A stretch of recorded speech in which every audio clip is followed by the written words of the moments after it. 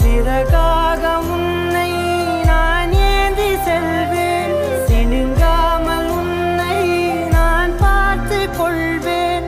ஒரு கோடி இன்பங்கள் உன்னை பார்த்த நொடியில், நான் வாழும் நாள் மட்டும் நீ எந்த மடியில். உன்னை ஈன்ற பொழுதிங்கு கடவுள் தன் முகம் பார்த்த பொழுது உன் பாதம் தொழுது